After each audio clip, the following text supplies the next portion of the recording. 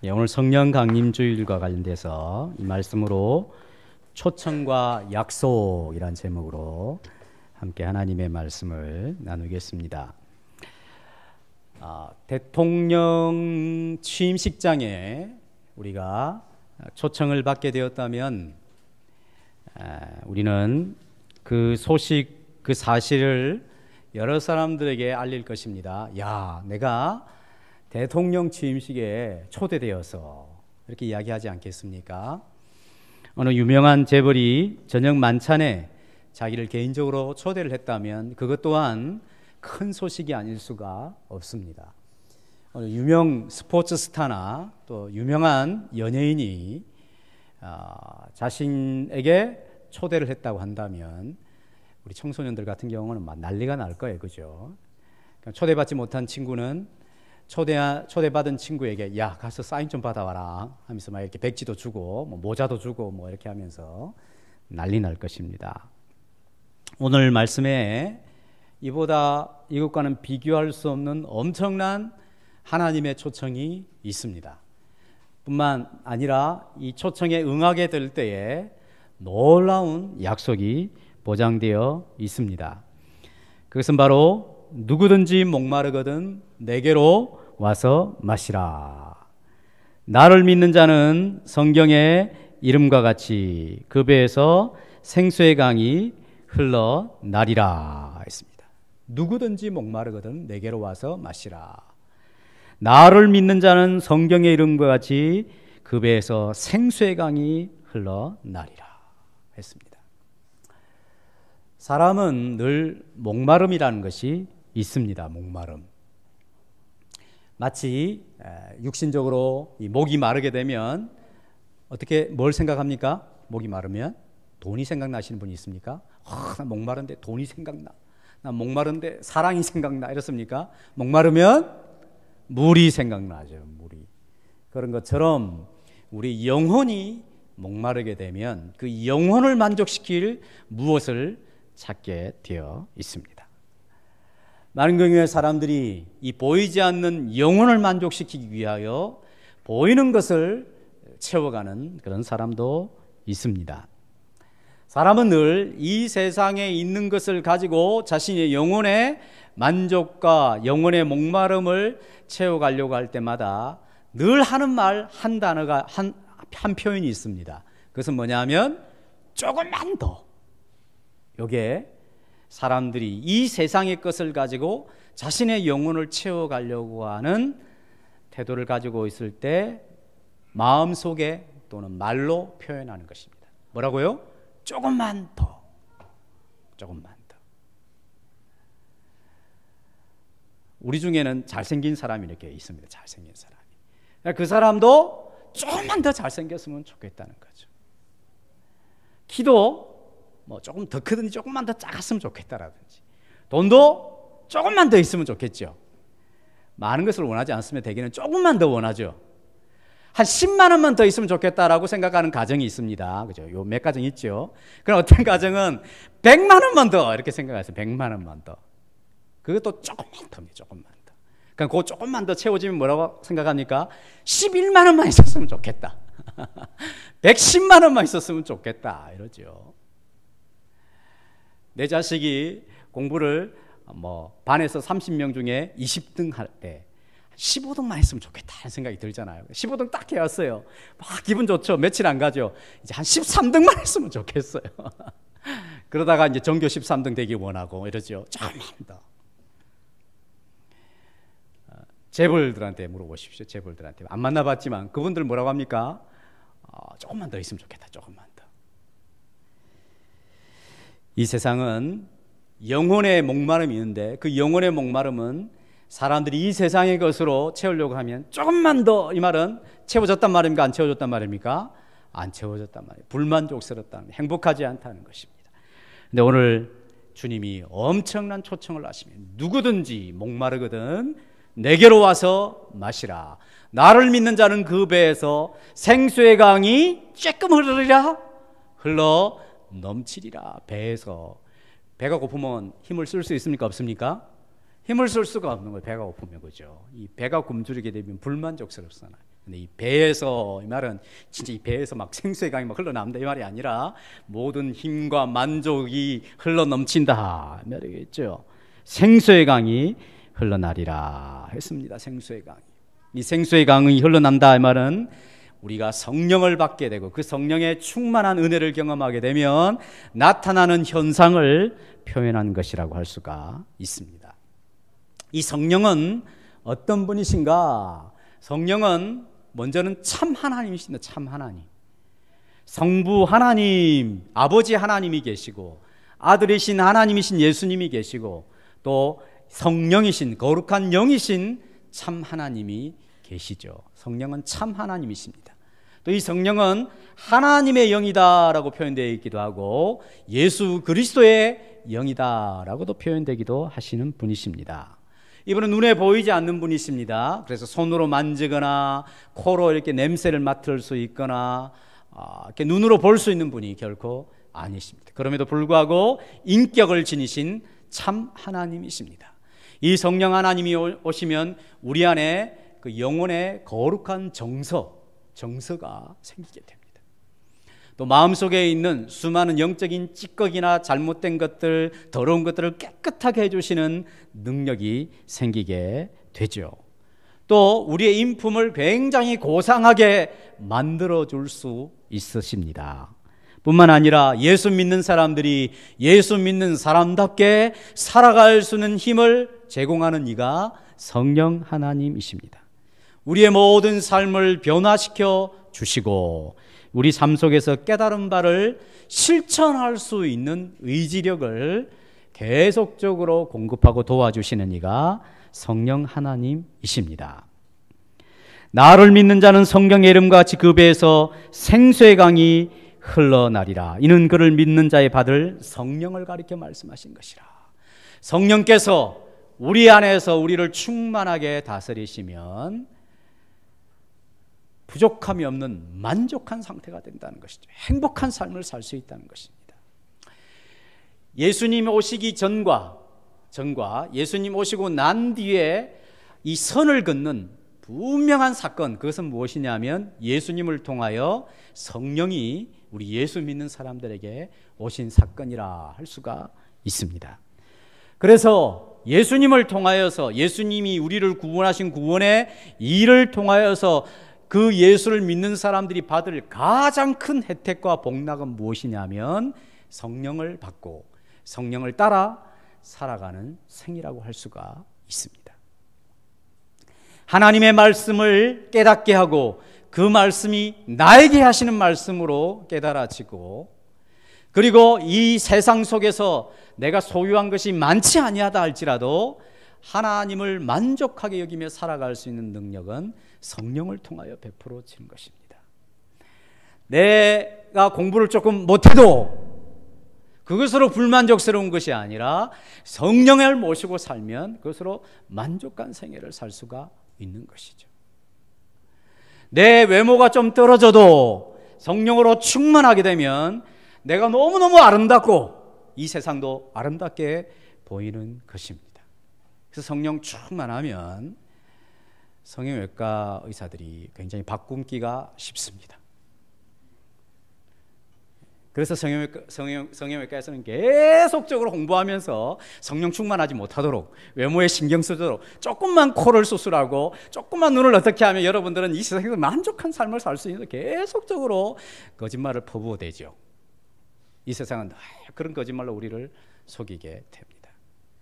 내가 성령 충만하고 타인도 성령 충만하면 서로 양보하고 가진 것이 서로 없어도 나누어 쓰고 행복해질 수가 있습니다.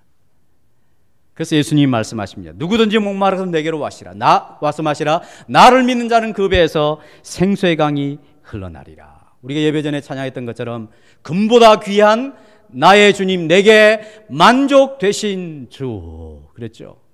주님이 내게 만족이 됩니다마는 금이 있으면 더 만족이 되겠습니다. 그렇게 생각하면 안 됩니다. 금보다 귀한 나의 주님, 내게 만족 되신 주. 예수님이 우리의 만족이 되도록 느끼고 그것을 확증해 주는 이가 성령 하나님이십니다. 말씀하셨습니다. 주님이 누구에게 놀라운 초청을 하고 계십니다. 누구든지 목마르거든 내게로 와서 마시라. 나를 믿는 자는 그 배에서 생수의 강이 흘러나리라 했습니다. 예수님이 초청하는 대상이 있습니다. 초청하는 대상이 누굽니까? 누구든지 목마르거든 했습니다. 누구든지 목마르. 즉 누구든지죠. 누구든지. 대신 조건은 목마르거든 했습니다. 주님이 어떤 사람을 초청하냐면 목마른 인생을 초청해요. 근데 그 목마른 인생은 사실은 다 누구든지 목이 마른데 자기가 목마르다고 느껴야 하는 대상, 그 사람을 주님이 초청하십니다. 세상에 학벌 좋은 사람, 인물 잘난 사람, 달란트가 아주 뛰어난 사람, 노래 잘하는 사람, 기능이 뛰어난 사람을 초청하시는 것이 아니라 목마른 사람을 초청하십니다. 목마른 사람. 물 고픈 사람은 뭐가 필요하다고요? 물이 필요하죠. 배고픈 사람은 음식이 필요하죠. 주님이 고픈 사람은 주님이 필요한 것입니다. 이 세상이 자기 의를 내세울 만한 어떤 사람을 주님이 초청하시는 것이 아닙니다. 어떤 재력이 있고 쓸만한 사람을 초청하시는 것이 아니라 목마른 인생들을 초청하십니다. 사슴이 시냇물을 찾아 헤매이듯이 그렇게 주님을 찾아 갈급해하는 영혼들을 주님은 초청하시는 것입니다. 우리 시편 63편 1절을 같이 읽어보겠습니다. 시작. 하나님이시여 주는 나의 하나님이시라. 내가 간절히 주를 찾되 물이 없어 마르고 황폐한 땅에서 내 영혼이 주를 갈망하며 내 육체가 주를 앙모하나이다. 하나님이시여 주는 나의 하나님이시라. 내가 간절히 주님을 찾는데 물이 없어 마르고 황폐한 광야 같은 곳에서 내 영혼이 주를 갈망하며 내 육체가 주를 바랍니다. 있습니다. 영혼이 목마른 데다가 이렇게 물이 없이 건조한 땅, 황폐한 땅이 있게 될 때 자신의 영혼을 반영하는 배경 그림과 같은 것이죠. 거기에서 내가 주님을 간절히 찾습니다. 내가 주님을 갈망합니다. 사모합니다 하는 것이죠. 이런 자들을 주님이 초청을 하십니다. 제가 고등학교 2학년 때 그 고등부에 총무가 됐습니다. 총무. 우리 이경일 지사님 같이 이제 고등부 생활을 했을 텐데 총무가 됐는데 다른 사람은 모르지만 어쨌든 저는 제가 이 총무의 자질도 없을 뿐만 아니라 게다가 이 총무가 해야 될 일이 중요한 일이 뭐냐면 총무는 되게 모든 행사를 기획하고 뭐 진행하고 이런 일을 다 해야 되잖아요. 저는 그런 데는 완전 문외한이었습니다. 그냥 조용히 교회 출석하고 자리 지켜주고 이것이 저의 큰 본분이었고 그 사명을 충실하게 잘 감당하는 사람이었어요. 근데 제가 총무가 돼버린 거예요. 예배 시간마다 이 광고를 해야 되고 이거 앞에 사람 앞에서 발표한다는 것은 저에게 있어서는 굉장히 두려운 일이었습니다. 그는 제 은사하고 전혀 맞지 않는 그런 일이었어요. 총무가 됐어요. 난리가 난 것입니다. 제 안에서 다른 사람은 어떤지 모르겠지만 그래서 이제 겨울 수련회를 가는데 제 마음속에 어떤 생각이 드냐면 나 진짜 은혜를 받아야 되겠다. 이 은혜 안 받으면 나 큰일 나겠다. 이제 이거 어떻게 감당할까. 그래서 은혜를 받아야 되는데 어른들 하는 이야기가 뭐냐 하면 수련회 갈 때 은혜를 받으려면 올라갈 때 사람들하고 이야기하면 안 된대요. 그러니까 사람들하고 막 말도 하지 말고 가래요. 그래서 은혜 받아야 되니까 내가 얼마나 간절한지 말도 안 하고 그냥 확 닫고 그냥 그래 수련회 갔던 적이 있습니다. 정말 어린 마음에 고등학교 2학년 어린 마음에 진짜 목마른 마음을 가지고 갔어요. 주님의 이 엄청난 초청 대상에 해당되는 사람이었어요. 제가 우리 예배 나올 때도 마찬가지. 예배 나올 때 언제 이 시간을 마칠까? 우리 학생들한테 늘 미안한 마음이 말해요. 목사님 설교가 너무 길다. 짧게 해주는 날은 그냥 좋은 날이에요, 그죠? 예, 또 뭐 재미가 있으면 모르겠는데 그렇지도 않고 또 성경 말씀에 뭐 늘 이야기하니까 부담스럽지만 그러나 생각을 하고 내가 은혜를 받아야 되겠다. 친구가 좋고 음악이 좋고 연예인 좋고 어떤 스타가 좋고 그렇죠. 그럴 때죠. 그런 것들이 결코 여러분들의 아름다운 영혼, 큰 영혼, 깊은 영혼을 만져주거나 만족시켜 줄 수가 없습니다. 성령 하나님께서 우리에게 오셔야만 우리 영혼에 깊은 만족이 있습니다. 그럼 말로 표현할 수 없는 영적인 희열과 생수의 강이 흘러 넘치게 되는 것입니다. 주님이 초청하는 대상이 어떤 사람입니까? 주님을 간절하게 사모하고 주님을 갈망하는 목마른 사람, 그런 사람을 주님이 초청해 주십니다. 당신은 목마른 사람이십니까? 그러면 주님이 지금 여러분들을 초청해 주시는 대상이 됩니다. 그럼 주님이 초청하는 시간은 언제 그러면 초청을 하십니까? 보통 초청장을 보낼 때에 자, 장소 언제, 일시, 몇 년, 몇 월, 며칠, 또 중요한 모임일 때는 어떻게 합니까? 10시에 모임이면 어떻게 하니까 그 밑에 식전 행사를 위하여 반드시 9시 30분에는 도착을 해 주십시오. 그러죠. 대통령이 초대를 받다 이러면 훨씬 더 빨리 가야 됩니다. 왜? 검문 검색이 심하답니다. 안 들어가서 저도 모르는데 가면 1시간 전에 가가지고 온몸 수색 받고 그 다음에 만나기 전에 어떤 그 예의를 해야 될지, 태도는 어떻게 해야 될지 다 가르쳐 줘야 되니까 1시간 전에 가야 된대요. 그런데 주님이 우리를 초청할 때는 그런 거 아무 쓸데 없습니다. 쓸데없고 주님이 초청할 시간은 언제든지, 그죠? 누구든지 목마르거든 내게로 와서 마시라. 언제든지 오라. 목만 마르면 된다. 영혼이 갈급하기만 된다. 나는 지금 주님이 고픈 사람입니다. 여러분, 물 고픈 사람이 물을 마실 때는 언제 나가야 됩니까? 물이 있으면 그냥 마시면 되는 거죠. 그죠? 마시면 되는 겁니다. 며칠 전에 그냥 운동을 하는데 얼마나 목이 마른지 수돗물이라도 그냥 아무 때나 그냥 마시죠. 물이 있으면.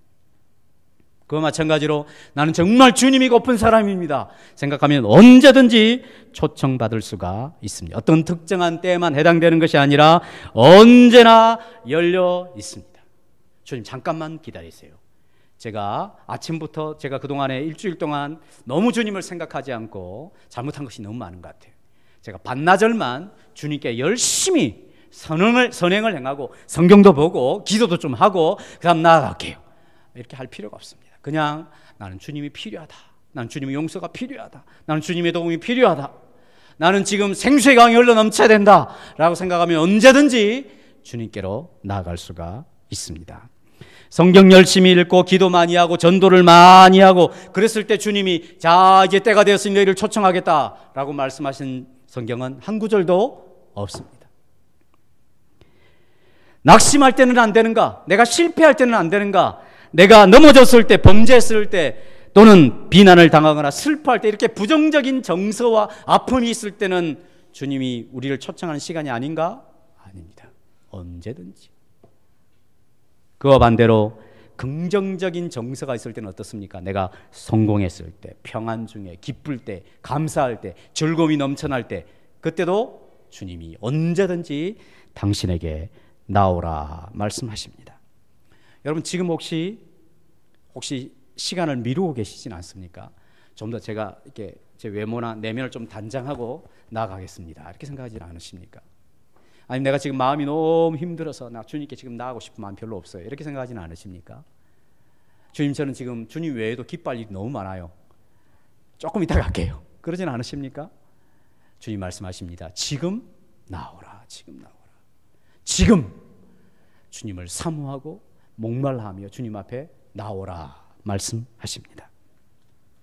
이 초청하시는 이가 누구십니까? 초청하는 이가 누구냐에 따라서 우리의 기대가 커질 수도 있고 전혀 기대를 안 할 수도 있죠. 대통령이 우리를 초청한다. 어떤 아주 유명한 인사가 우리를 초청한다. 기대감이 생기지 않습니까?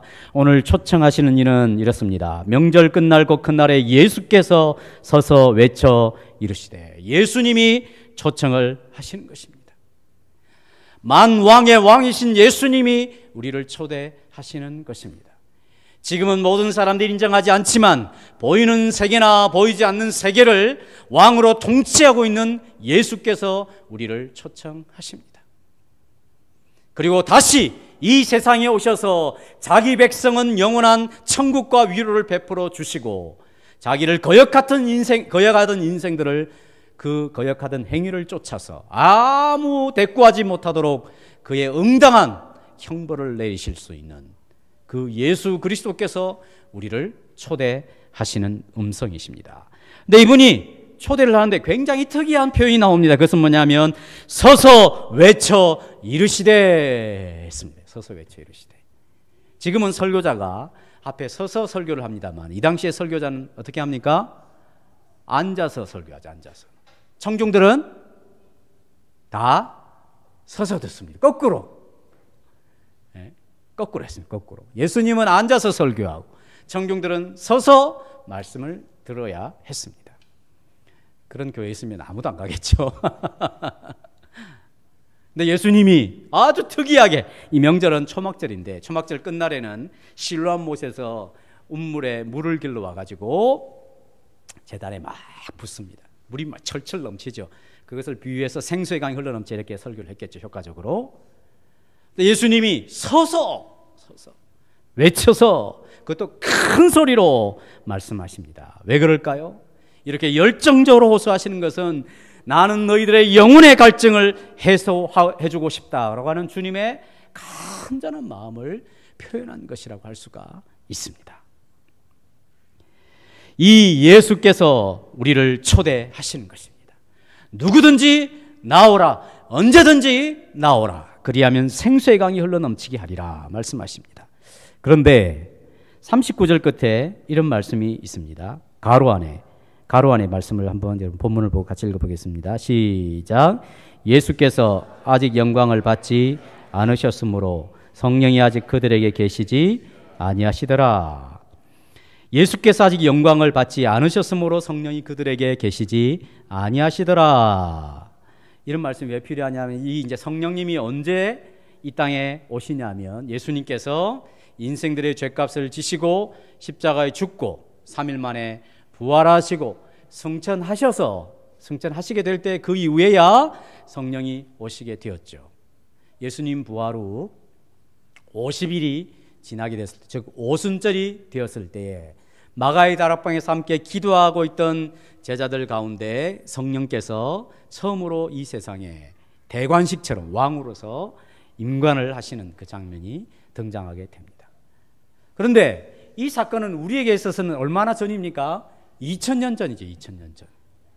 2000년 전에 있었던 그 사건인데 이 2000년 전에 우리와 함께 하시기 위해서 오신 그 성령님을 우리가 어떻게 받을 수 있을까?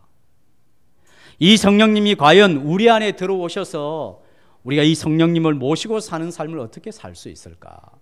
정말 어떻게 하면 이 성령님이 우리 안에 들어오셔서 이 성경의 약속처럼 그 배에서 생수의 강이 흘러넘치는 그런 삶을 살 수 있는가? 즉 성령을 어떻게 받을 수 있는가?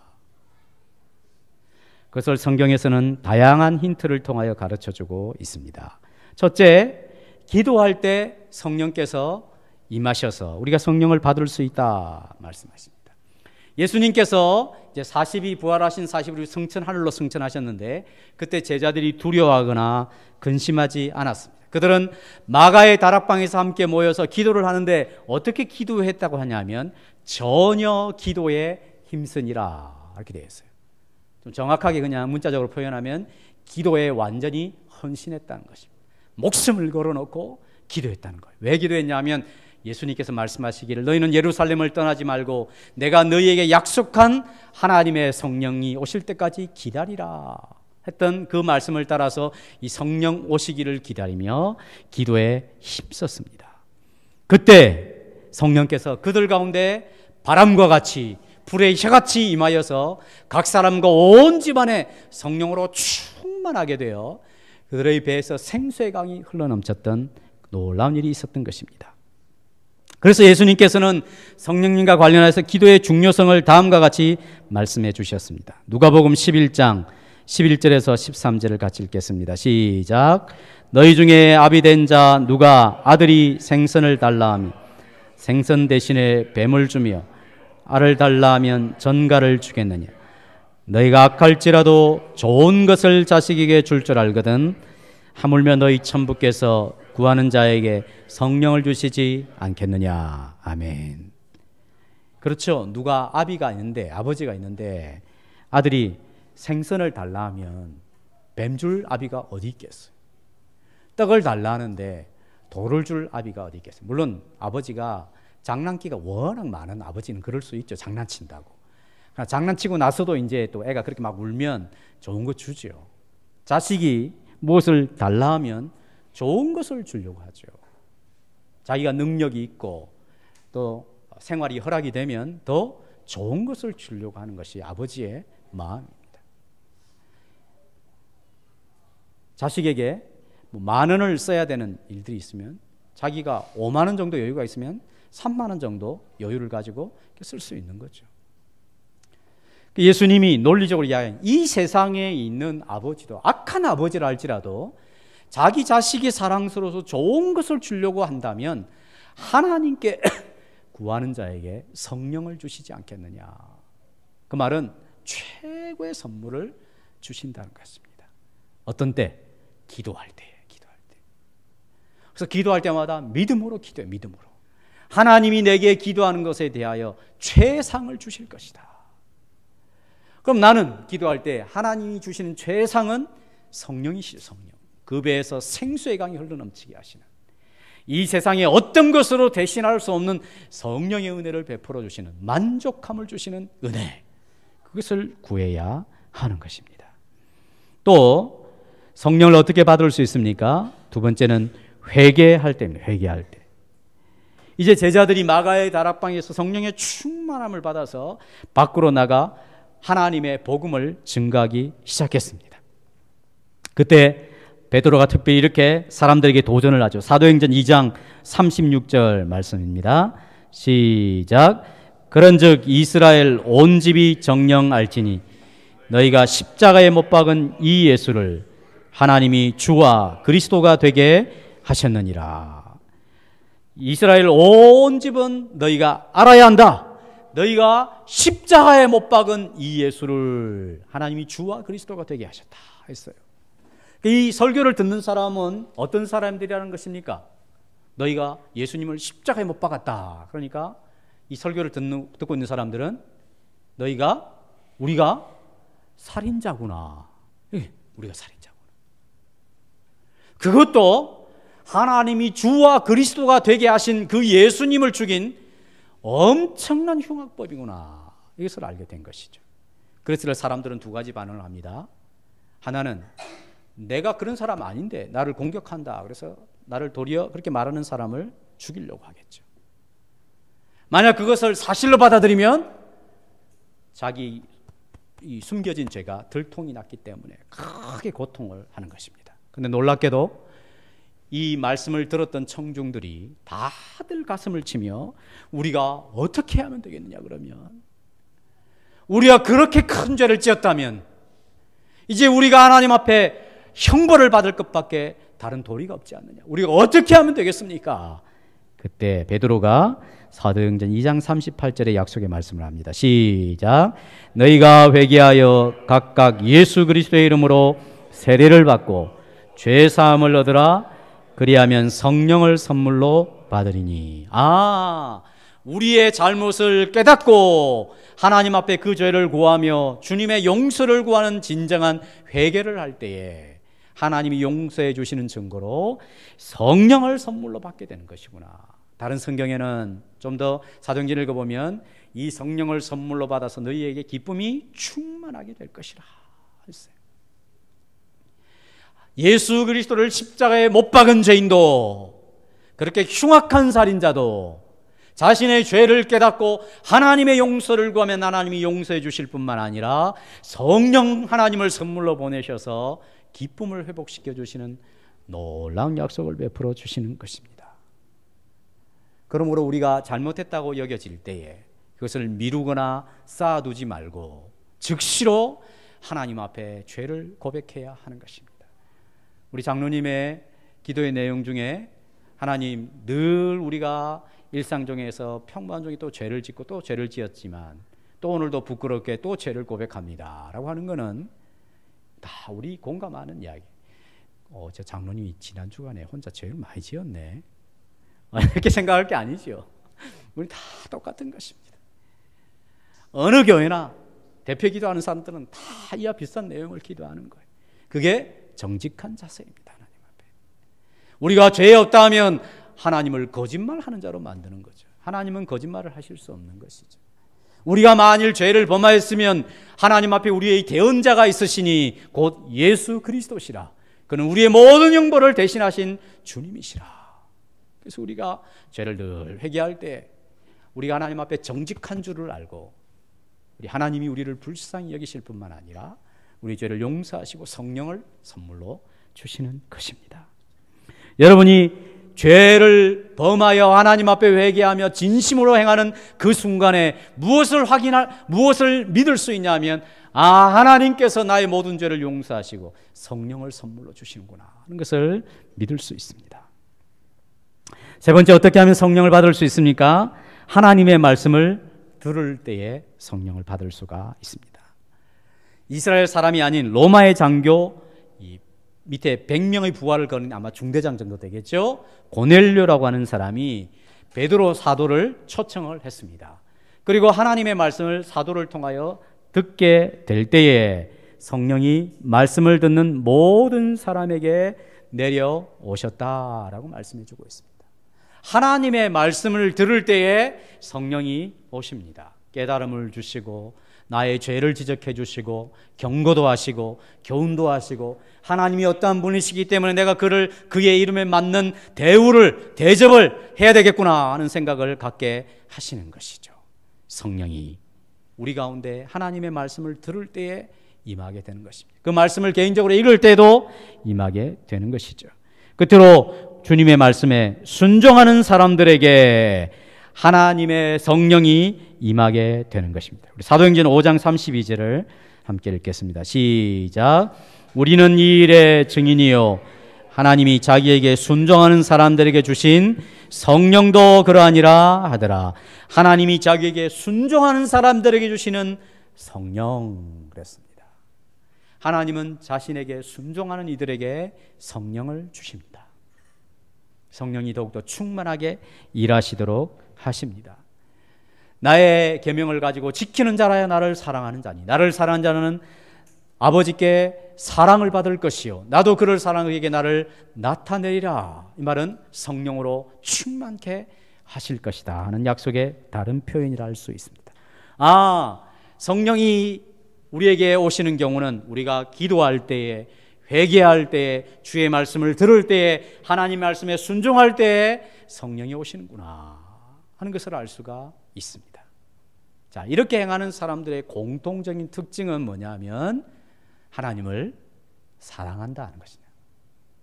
하나님을 사랑하기 때문에 간절하게 기도하는 것이죠. 하나님을 사랑하기 때문에 회개해야 되는 것이죠. 하나님을 사랑한 마음을 가지고 주의 말씀을 듣는 것입니다. 하나님을 사랑하기 때문에 주님의 말씀에 순종하는 것이죠.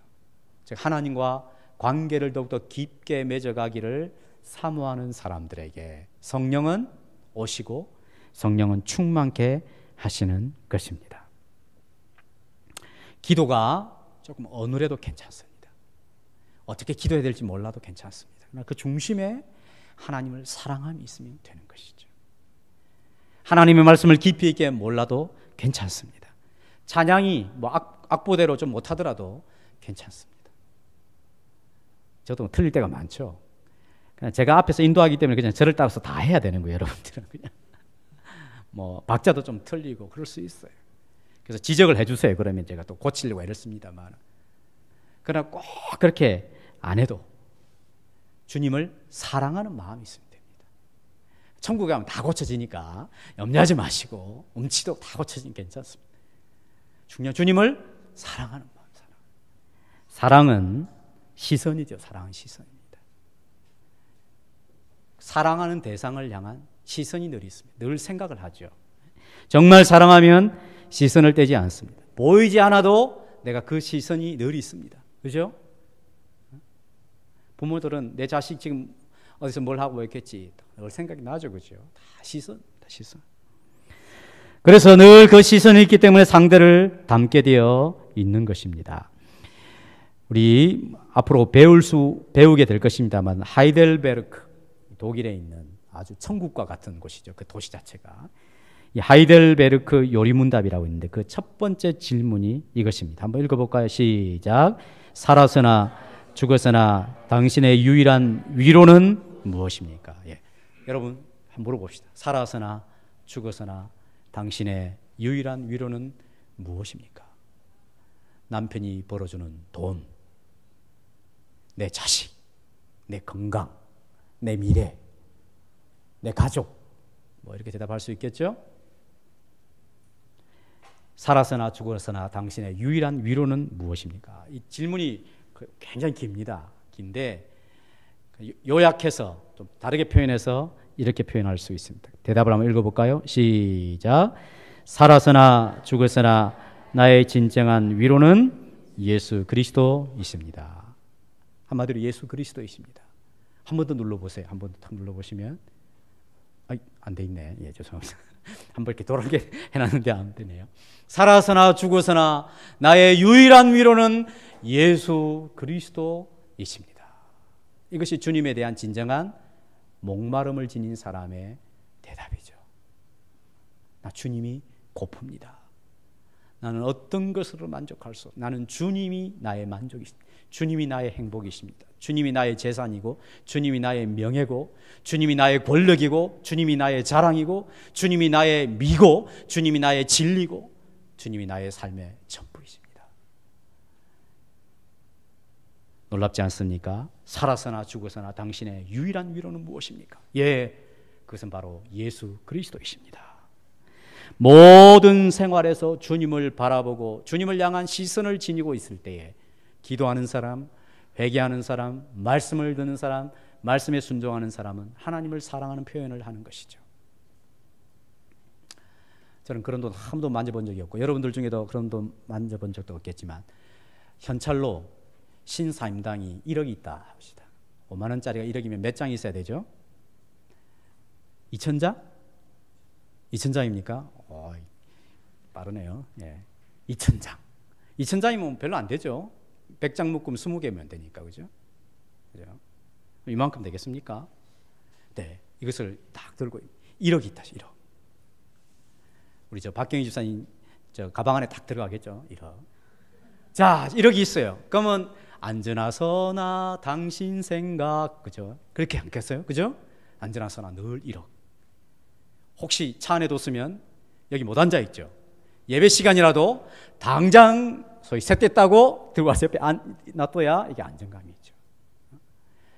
최국철 사람이 1억을 집에 놔두고 왔어요. 그럼 어떻게 하겠습니까? 빨리 예배 마치고 이제 가야 되는데 목사님 설교 들어도 계속 1억이 잘했나 1억이 잘했나 늘 그 생각이 나죠. 그 생각. 그죠?